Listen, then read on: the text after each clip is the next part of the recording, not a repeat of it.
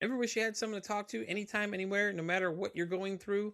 Meet PsychPal, your 24/7 AI companion designed to help you process your thoughts, calm your mind, and keep you moving forward. Chat anytime during a panic attack, on a restless night, or just when you need to vent. Prefer talking instead of typing? Try voice journaling. PsychPal listens, transcribes, and truly understands. You can even upload screenshots of tough conversations and it'll help you unpack how they made you feel. PsychPal keeps life organized too. It can add appointments to your calendar, track your mood, and even summarize your sessions for your therapist so you'll never lose progress. Plus, built in crisis resources are always just one click away. It's a privacy first, constantly evolving, made to complement your professional care, not replace it. Ready to try it out? Head over to the link in this episode and use my code Pete at checkout to get 20% off your first month subscription to PsychPal. PsychPal, because your mind deserves a companion too. There we go. I think that's the one I like. We got it. We got it. Boom. What do I do when life's so meaningless? What do I do when I just ain't feeling this?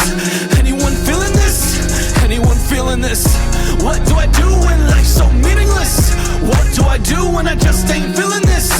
Anyone feeling this? Anyone feeling this? Meaningless, meaningless, meaningless. Desires not to exist.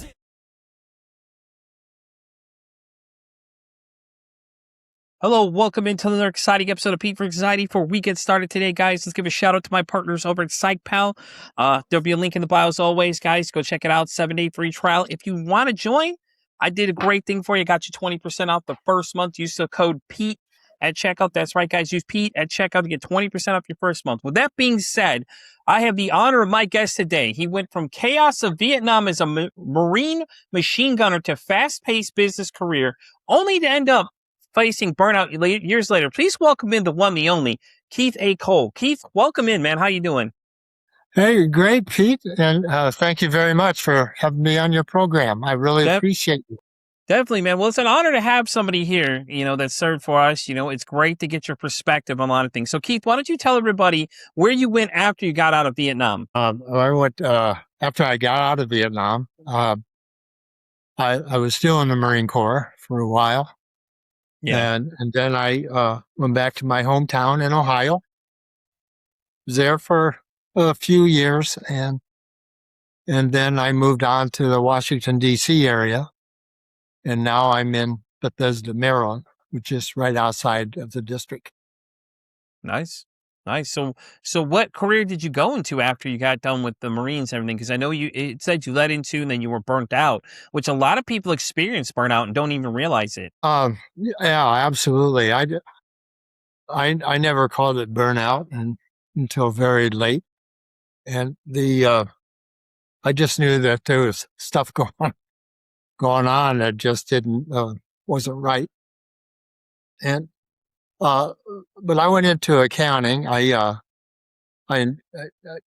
out of the Marines, and I had a part-time job of doing income tax returns, and I liked that, and I thought it'd be good if I'd make that a career. And so I went to college, became a CPA, and eventually then went into business on my own. Yeah, definitely. Okay. So accounting's where you went to. Okay. Numbers guy and all those kind of things. Saying I gotta admit, math was never my friend in school, man. So more power to you on that one. But I mean, I know it's kind of a tricky area to be in. I have a friend, she does something in the financial area. I don't know what she does. Something in the retirement sector, I think is what she's doing now. She works for a company that does a lot of retirement stuff and all that kind of stuff, man. She tells me the hours that she's working are crazy. She's like, I ask her how she's doing. She's like, I had a panic attack today. I'm like, so why are you still there? If it's causing you to have a panic attack, Yeah. I found it during tax season be quite stressful. Yeah. A lot of responsibility at that time, and also it's a very short window, and so and people like to wait till the last minute and drop their shoebox off or something. But Oh, Jesus. later in my career, I stopped that shoebox stuff though. Right. He's like, not, don't be bringing your shoebox. He's like, yeah, I'm sorry, I can't help you there. You're on your own, man. yeah. So Keith, what was it like when you first experienced the burnout? Like maybe describe to people what the moment was like when you started feeling it, where you like really you probably had to be tired, stressed out, just feeling kind of drained overall, honestly. Well, yeah, I mean, that pretty much did it. It actually started even before I went into Marines when my dad died. And so I was a senior in high school, uh, had a great childhood. I thought I enjoyed that. My dad was a railroader, didn't make a lot of money, but in a small town. My mother made some of my shirts, most of my shirts, and so it was. But I enjoyed it, and I had a plan. Most all of my youth, I was going to be a Methodist minister, and then my senior year in high school, my dad died. He had been a railroader all of his life. He died at 52 years old. He started working on a railroad when he was 17. And at Man, 52, he had a stroke and he died. And at that time, it was like I had been totally deserted. I was, I blamed God for everything. My dad's a railroader, very strong individual, big guy. And, so it couldn't have been his fault. And so I blamed God for that. Became very rebellious from that point on. Finished out my senior year. I enlisted into the Marine Corps. But at that time, the beginning, I think that was probably the beginning of my trauma, at least trauma. And that part of it, I was full of grief, very selfish grief. I had a younger brother and sister. And then, of course, my mother at home when I went in the Marine Corps, but my total fault was on me, not them. I totally disregarded their grief as if I was the only one that was sad over this event. But in addition to the grief, I was very angry. I became more angry as the days went on, very rebellious. And so I, instead of going to college and become a minister, yeah, yeah. Went to the Marines instead. Yeah, I'm thinking to myself, man, this story went for a twist real quick. But yeah, like I was telling you though before we hit record, though, I had read a book in high school called Voices of Vietnam, and what it was a collection of letters that were sent from people that were over there. And there were some pretty wild stories that were going on, to the point, like, one was this poor guy was talking about having to execute somebody that was like 15. He's like, it was me or them at this point, and you're listening to him as he's describing his emotions, and this poor guy's going through a panic. So I can only imagine the things you've seen over there. well, the thing of it was, when I went in and when I went to Vietnam, I was still angry. I was still sad over my dad's death, and so I welcomed the fact that I was going into combat at the outset. Before before anybody shot at me, but the no, a lot of things were pretty gruesome. But also at that particular time, the Vietnam War is on television. And so you go home, you watch the news, and it's showing people shooting at each other, for Pete's sakes. I mean, and then of course then the caskets would be arriving in Delaware, and they had all the cameras there watching their airplanes unload with all these flag draped caskets from the casualties from Vietnam. So as far, I mean, it's in the Marine Corps boot camp. From the very first day, we stepped on those yellow footprints. From then on, it was, you're in the Marine Corps now. You're probably going to Vietnam. You might come back. You might not. I mean, that was the whole atmosphere of the whole time I was in boot camp. And we were learning from day one what to expect income. Yeah. No, I get that though, well, there's movies that's like Full Metal Jackets, like, the gunny was out there yelling at Gomer all the time and things like that.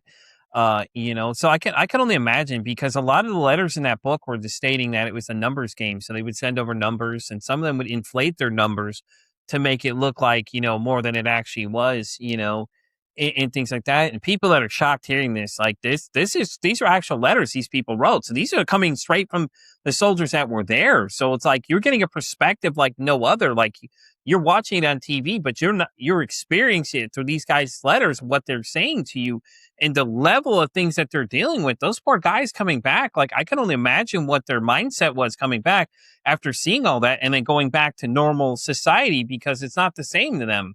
Loud noises could trigger a lot of them because you remember now, shell shock was what they used to call PTSD. And they only thought that soldiers were the only people that could get it, though they were, oh, nobody else can diagnose it. This is strictly soldiers only. Then they find out that everybody is actually able to be diagnosed with PTSD and things like that too. So, the evolution of mental health from where you were, Keith, when you were younger to now, there's been some big strides in it, but I can only imagine what it was like back then, especially, with it being mental health month as we're recording now, the conversation always comes up is that, we're not supposed to talk about it. Was your dad that same kind of person like that though? What, so during World War II, my dad was a railroader.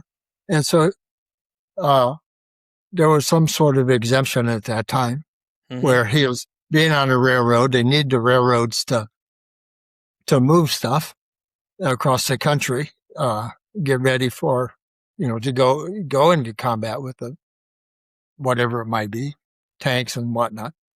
So my dad was never in the military. He had brothers and my mother had brothers who were in the Army and Navy during World War II. But, my dad was, not to show emotion. Never showed any type of emotion as far as that goes. Yeah. Yeah. I've had family in the military too. I found out I had a cousin who rode with Eisenhower when he was going across the German lines. He was his tank driver. My dad said he used to tell him stories all the time. And I don't remember meeting him because I was so young when I met him one time. But, he had told us like wild stories about that. And I was just like, yeah, I don't know, man. I don't know if I could drive straight through a line of tanks coming at me, but okay, whatever. This guy's telling him keep going. And he's like, all right, let's go. But that was the thing though. Like a lot of people didn't talk about their mental health back then because every time you brought it up, people thought you were crazy or, whatever label you want to give it. It was not really a talked about thing for a long time, and a lot of depending on when people were born, it's a lot of that stuff. They didn't know anything like what we know now, like so many different things, and more people are more open about it now, but not enough to my knowledge because, the suicide rates in men alone for us, Keith, man, it's 80% of us every year. We account for 80% of them. And that's a scary number.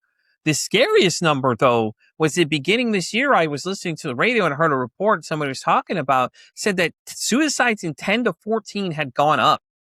And those are young gentlemen we're losing that early, that kind of thing. So it's scary, man. It's scary to think about it, that we're losing children at 10 to 14 and the rate is going up, but it's like no one wants to talk about it, though. PTSD, as far as that goes, it was never recognized by the Veterans Administration until the early 80s. Mm-hmm. So that was 15 or so years after I was out of the Marine Corps. Yeah. Right? Yeah. Well, we had a vet of 25 years. As the first guest I ever had on this show. He had said that when he came back, he said that they were telling him he was okay, but he knew. But he right now he deals with it so bad that he can barely go to the store and just do like any average activity, like go to the store and pick up a loaf of bread like most people can. For him, that's a whole process that when he comes back, he's so drained because of the experience he had because his Humvee had got blown up and flipped. And he was describing this whole moment. I was just like, holy crap.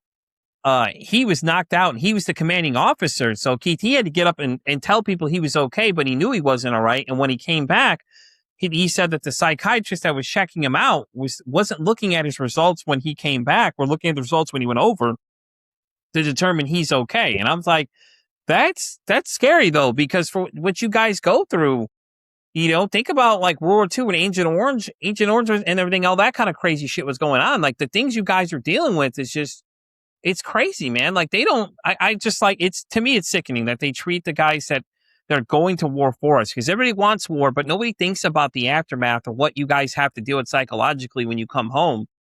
You know what I'm saying, Keith? And especially you guys, when you guys had a lot of really wild things going on too, especially all the World War I, World War II, Vietnam, Desert Storm, all these different things. Like everybody wants war, but nobody thinks of the consequences of what's going to happen for you guys psychologically when you get back, or they just ignore you all. And to me, it's sickening that you guys put yourselves and do these things so we all have these freedoms, but then you guys get the least amount of help ever, man. Did you have trouble with the VA when you were dealing with your situation? Well, what when I came home from Vietnam, I was medevaced home because it was after the third time that I had been wounded. Shit. And so I went from Vietnam to a Navy hospital in the United States. So, but during that process, last time I was wounded was on July the 19th, and I got to Great Lakes Naval Hospital outside of Chicago on August the 25th. So during, there was a process of stopping along the way at different locations for whatever. And then but that whole process, as far as my mental condition, Mm-hmm. of course, that was never considered. They didn't even change the bandage on my wounds for that week. I was flying around out there in space, but so the mental condition was, I suppose, that was definitely out of anybody's thinking. Yeah. Right? Yeah, 100%. Right. And as far as shell shock, the only time I ever heard that, I guess, was probably on a TV show or something. The during Vietnam, I don't think that they had a name for it. Yeah, I don't think they did at don't that time. recall. I don't think it was labeled that until later on, but that's what they gave the name to it for. And then I know recently they changed it after, I think somewhere in the 90s it changed to, they were calling it PTSD finally. They had changed the name to it because they realized that other people could be still fall into the same diagnosis. It wasn't just the military members that were the only ones suffering from this condition. Absolutely. I mean, that the PTSD was, there are so many. That's why I say when my dad died, I think that grief, that anger, I think was part of that, and that type of trauma. And there's so many. If you just look around the world around us, we have so many opportunities to overburden ourselves with unasked for trauma. Mm-hmm. And of all different shapes and forms, it's there. And it comes at us. And it doesn't matter if, like when I was writing the book and my wife worked at it, and I mentioned that in that I have a story of men of the Bible who had burnout. Of course they didn't call it burnout at the time, but the symptoms were there. And then another chapter the same way with women in the Bible. And my wife said, "Oh, women have burnout too?" And I said, "Certainly, even children have burnout." Yep. And which like PTSD, it's the same. But there's so many different types of things happening in our world today. it's all. I mean, I get stressed out just watching television for Pete's sakes. Yeah. Yeah. No, I agree. Think now you have the internet now, Keith. Remember back then that didn't even exist. Maybe But till the yeah, early yeah, early ni- early 90s when they introduced AOL. That was the first like internet experience for a lot of us. sure. Now you've got so many different sites. It's like, you're everywhere possible that these things, and you've got so much information hitting you so fast. It's too much for us to handle. And then you get these people that go on there and start saying all these wild accusations and and it just, the list continues. And it's just like, if TV's overwhelming, man, I can only imagine what the internet's like. You're probably like, fuck this, I'm done. I'm out. He's like, I'm just trying to look at pictures of the grandchildren. I'm not trying to hear all these other weird stories. You know what I mean? But it's just like, Yeah, right.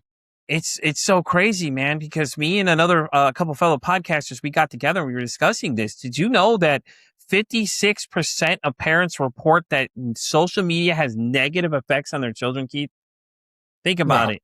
Here's another scary fact. Another podcaster and I were talking about is that when the internet was introduced, suicide rates in boys went up. Think about it. Because now you could bully somebody remotely. You don't have to be there like you guys used to have. You had to be face to face. You're going to say something, either going to call me on the phone or you're going to have to come say it to my face. And then we're going to handle it, however we decide to handle the dispute.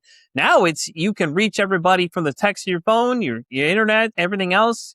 And Yeah, things like that. always. It's scary, man. You know what I'm saying? Like, it's really scary for these kids these days, because now you have to worry about who it is that's saying what to your kids and things like that too, Yeah, and all those types of things, even the videos and whatnot, can be Mm-hmm. digitally changed to look like something other than really what it is. Yeah. It's really scary, man. It is, like, especially with, what is that? What's his name? The guy that recently got Charlie Kirk, the Charlie Kirk situation. People were showing his picture of what happened to his neck when he got hit.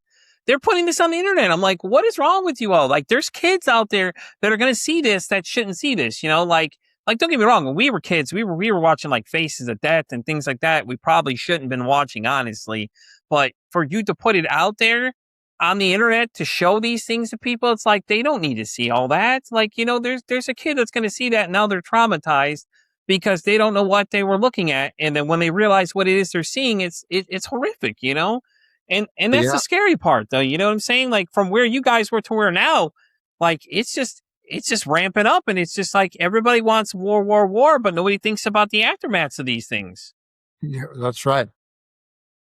I just, yeah, some of the things that we went through, a lot of things, it just, it's kind of like a movie picture going on in my head. Mm-hmm. Some things I suppose I would never forget. I mean, it's been just about 60 years now, pretty close. Yeah. Actually, yeah, this October will be 60 years that I went to Vietnam. Man. So it's like, and I was there for 9.5 months. So during that period, there's a lot of things I wished I could forget. But they're like, my wife asked me, she said, how so long ago, how can you write so vividly about what happened? How could you remember that? And I said, if I was 100, I would still remember. Yeah. It's so embedded in my memory. I mean, But yeah, think about it, Keith. We're getting a it's- firsthand account of what was going on from someone who was there, who saw it. So we're getting your perspective as you're writing this, which is amazing, because people don't get that kind of knowledge. Like, I've met a guy that was a Holocaust survivor, in like the vivid memory of what he was dealing with, Keith. It was some terrifying things, and this guy was just droning them off like it was nothing, and you could tell, like, he was going to tell the story regardless. He just kept, his daughter was with him, and he just kept telling us about it. And I was just like, dude, this is crazy, because you get to ask him questions, and you're like, he's like, I watched 10-year-old kids get thrown into fire pits and things. I'm like, what did he just say? I'm like, then they're going, what did he just say? holy shit, but so it's great though that you're willing to write about it though, man, because you're giving everybody a perspective like no other. Like no one's going to be able to recreate what you're doing, is because we'll know eyewitness account to what was going on. We get a first thought of what Keith was seeing, which I love those kind of books because you get to read it and you get to see you get to feel exactly what you were feeling. We get to see it from your eyes, like someone who's actually been there versus somebody you could probably depict a little bit was there, but we're getting firsthand experience from someone that was right there in the middle of it. Yeah, that's a totally different level. Mm-hmm. Yeah. Yeah, man. So when you were writing about it though, did the feelings come back? They had to when you were writing this. Like as you're reliving it, like you said, like a movie in your head, you can recall the whole thing word for word, verbatim of what was going on. So like, did the emotions come back? Was it really hard at times? Yeah. Oh, absolutely. The emotions sometimes come back when I'm on a podcast too. Yeah. Just to warn you. No, you're fine, man. Listen, it's 100%, man. You lived through these things. Like I respect it 100%. No one here can question anything that you've gone through. Like what you've experienced firsthand, like everybody else has nothing to say to that. I don't care what anyone else says. Keith is telling you his perspective of what he's dealing with. And the emotions are real, man, because you're feeling it still because you're playing it like a movie. So when I wrote that, Pete, I took my memories, the emotions, my feelings and my breakdown and my redemption, and I poured that into a fictional Marine that I called Kevin Casey. So when I started writing, I wasn't writing a book. I was just trying to figure out what happened all these years. What got me to where I'm at, and all the bumps, and and as I did that, I thought, well, this is actually helping me as I'm writing about this. I felt as though this was therapy, and as I was writing it out, and in that process, I'm thinking, well, wait a minute, I'm not the only Vietnam vet. I remember there were others there besides me, and then I thought, well, it didn't have to be Vietnam either. We've had all types of wars. We got a lot of combat veterans. And the more I thought about that is, I said, it's not just veterans. It's not just combat.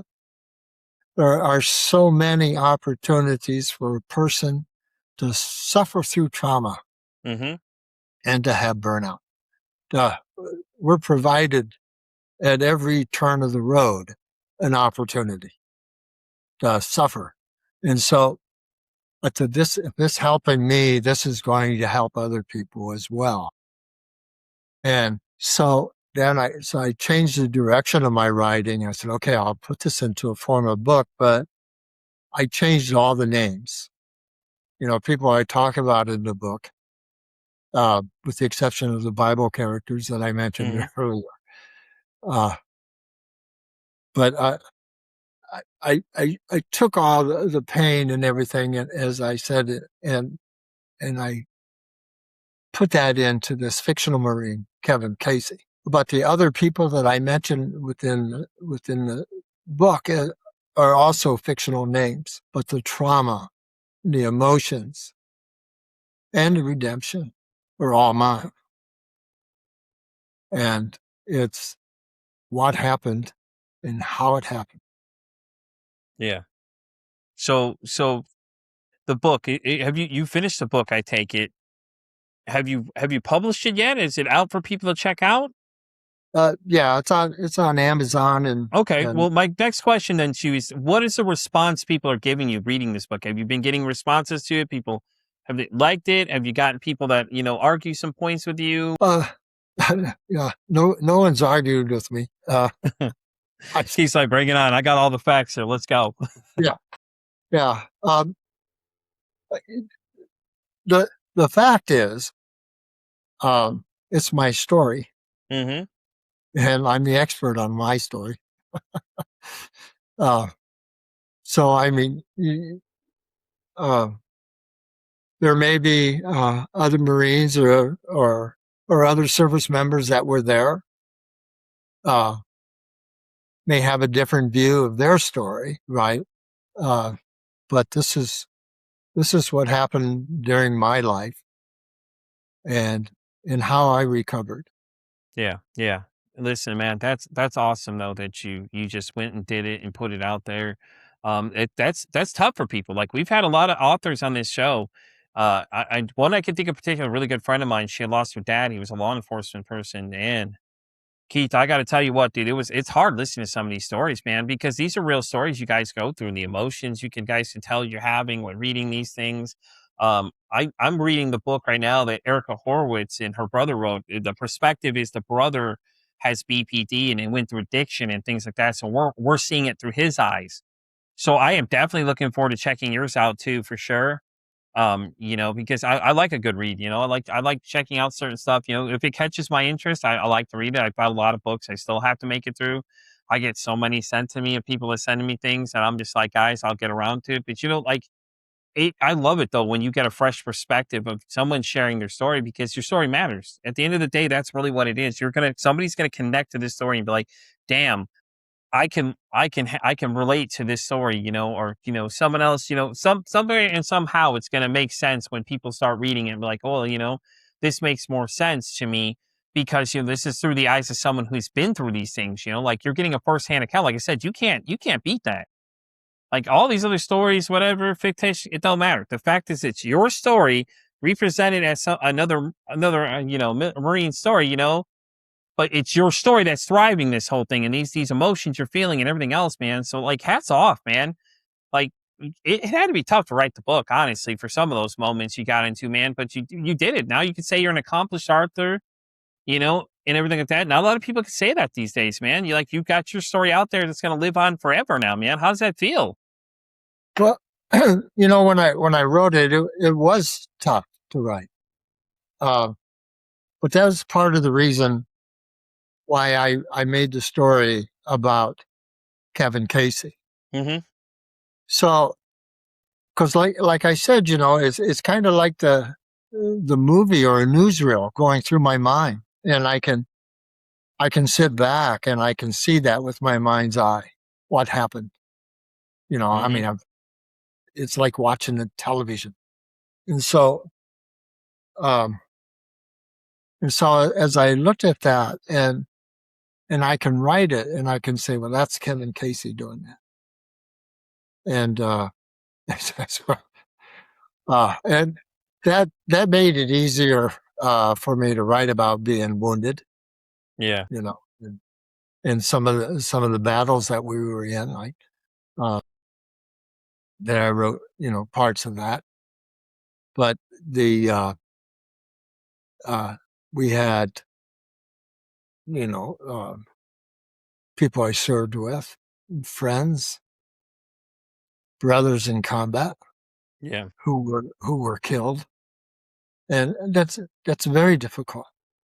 Um, and it doesn't get a whole lot better, over time. It's sad. And the after I got out of the hospital, uh, I went back to duty, and I was assigned on what was called I&I duty, which is instructor and inspector, where we trained reserves. The reserves would come to our compound. We didn't have a base; it was more of a compound, and for training on a weekend a month. Then we'd go for a couple of weeks out in San Diego, but in the summer. But the main duty we had at that particular time was that we would notify next of kin Mm-hmm. when when a Marine was killed or wounded in action, and that was more difficult in a lot of ways than what actual combat was. That was a lot of emotion. Yeah, I bet. And then we would be the honor guard for that fallen Marine. And I think at that particular time, I just drank a lot. Yeah. You know, it was something, I needed a crutch. I had my, bout with God, and I was still somewhat upset about letting my dad die, even at that time, Yeah. you know, off and on. But but that was very difficult to do. And then before, that tour of duty was over, my mother died. And I had a younger brother and sister at home. And she had cancer. I knew that, she was sick, but she had asked me if I would be the guardian, of my younger brother and sister if she would die before they graduated from high school. And I said, well, yeah, I would. Not expecting that to happen, but it did. And so then, after the funeral, I applied to the Marine Corps to be released from duty, so I could be the guardian of my younger brother and sister. And they did. So, that ended my Marine Corps career. And at 23 years old, I was, the guardian of my younger brother and sister, who were just early teenagers at the time. Yeah. Yeah. And so it just like, wait a minute, how much do I have to take? It was, various different types of trauma, a lot of grief. Mm-hmm. Time I was a senior and until my mother died, then, it was lots of death going through combat, and then to be, notifying families of their Marines of dying and being wounded. So it just didn't seem like there was any time there for a break, Yeah, definitely. And now at that point, now you're guardian of your brother and sister. So now you have that added amount on top of everything else, and it's just like, wow. Well, but you're still here, man. Listen. Let's look at the facts, though. You're still here, and you're still striving, man. Like you did it, though. Listen, Well, that's it. You're still here. That's really what matters at the end of the day, man. Even though all that shit you went through, you're still here, man. That's an accomplishment to say, though. Like that, just a list of things you had gone through in that short period of time from when you graduated to the unfortunate passing of your mom. Like you had a lot of shit on your plate, man. Like, wow. And now you have to be the guardian of two younger siblings, and it's like, I'm 23. I don't know what about raising kids. You know what I mean?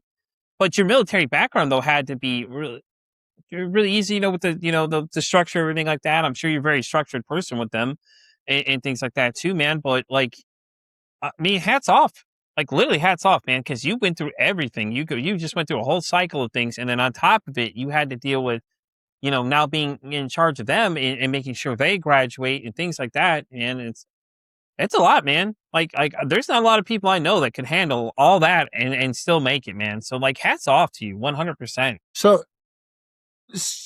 you know, yeah, I think I was, a very strong individual. Oh yeah. Uh, to go through Marine Corps boot camp, certainly, but then through the combat, and then notifying people, then my mother dying, then becoming a guardian. I mean, I wasn't much older than the kids were. So, and I think that took a lot of strength. And then being self-employed, running my own business, being responsible for people's tax returns and that sort of thing. And there were no picnics along the way through that whole process. And so people may think that the anxiety, this type of stress, would be obvious, but in my experience, a lot of that gets hidden just behind the responsibility and the discipline Mm-hmm. and the push through.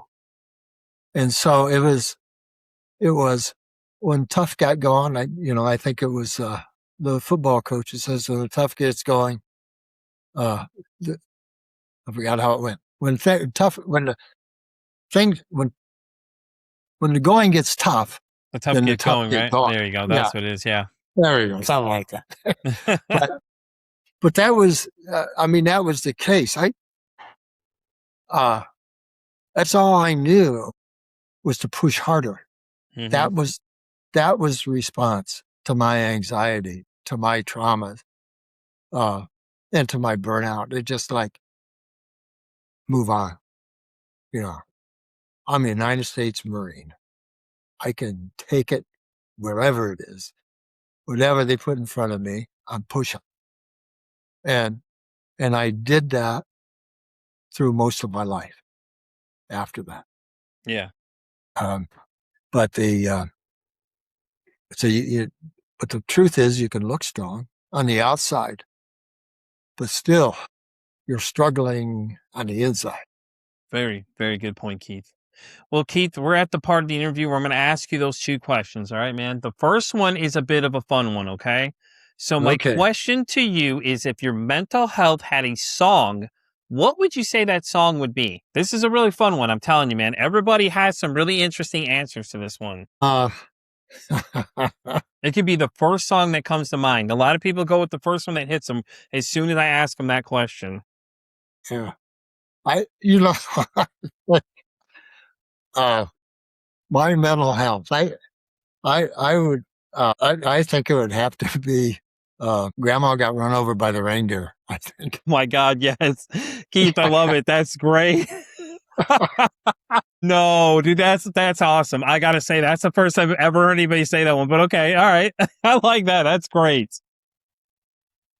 Oh my God, that's awesome. All right, Keith. All right. So to the final question, and the reason I started this podcast, if you could break the stigma about mental health. Now, what I'm asking you is something that you want people to just stop believing. What would you say that one thing would be? So what was the one thing I would want people, Yeah, if you could break the stigma of mental health, like everybody has all these different beliefs about it, things that you hear people say that you just want people to stop believing. Like something you hear a lot of times that people say, and you're just like, that's not right. What would you say that one thing would be? there's another old saying about, and I can't remember that for word for either, but it's the, walking my Mexicans for a mile or something. Yeah, walking your shoes for a mile thing. Yeah. And so the thing of it is we've all had experiences, and our experiences may be different, but don't criticize just because someone's going through a different experience than what you are. Yep. Keith, I love it. That's absolutely amazing. Thank you so much for being on the show, man. I appreciate you coming to hang out with me. I absolutely loved this conversation. Keith, before we start wrapping up, why don't you let everyone know where they can find your book and where they can reach out to you if they want to reach out to you and send you some, words of encouragement. Thank you for sharing and all those kind of great things, man. Lay it on them. Where can they find you? Okay, so my my website is recoverybyfaith.com.